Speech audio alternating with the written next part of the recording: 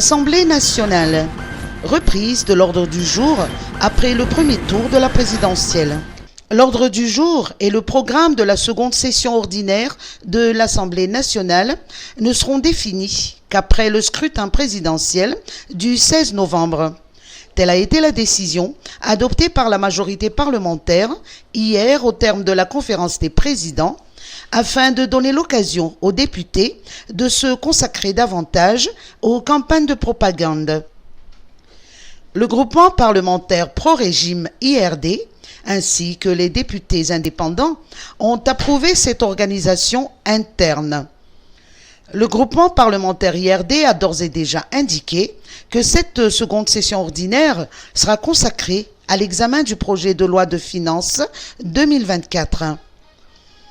La séance plénière d'hier de l'Assemblée nationale a été une occasion pour les députés de la majorité IRD d'insister sur la tenue du premier tour du scrutin présidentiel au 16 novembre.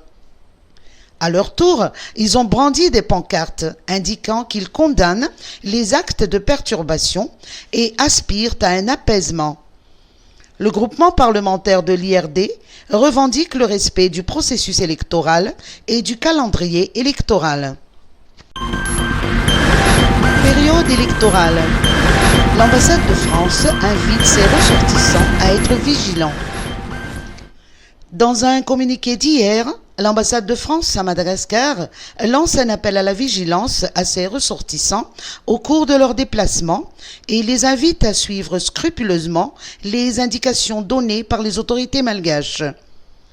L'ambassade n'a pas caché ses appréhensions quant à la continuité des manifestations populaires dans les différentes villes du pays et tout particulièrement dans la capitale en cette période électorale.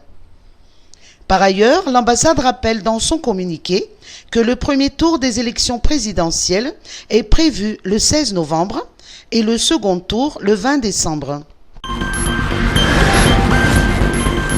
Meeting de campagne. La CUA publie la liste des endroits autorisés.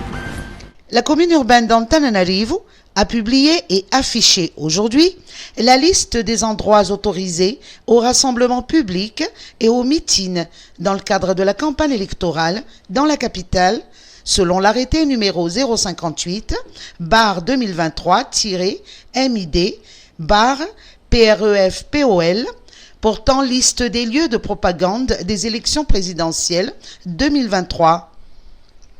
Les 73 Fukuntans de chaque district de la capitale disposent ainsi de sites disponibles pour accueillir les meetings des candidats.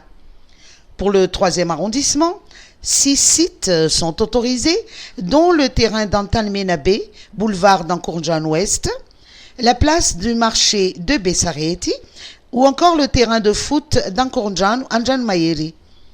Pour le 1er arrondissement, 16 sites, le district d'Antananarive 2, 5 sites et Antananarive 4, 17 sites.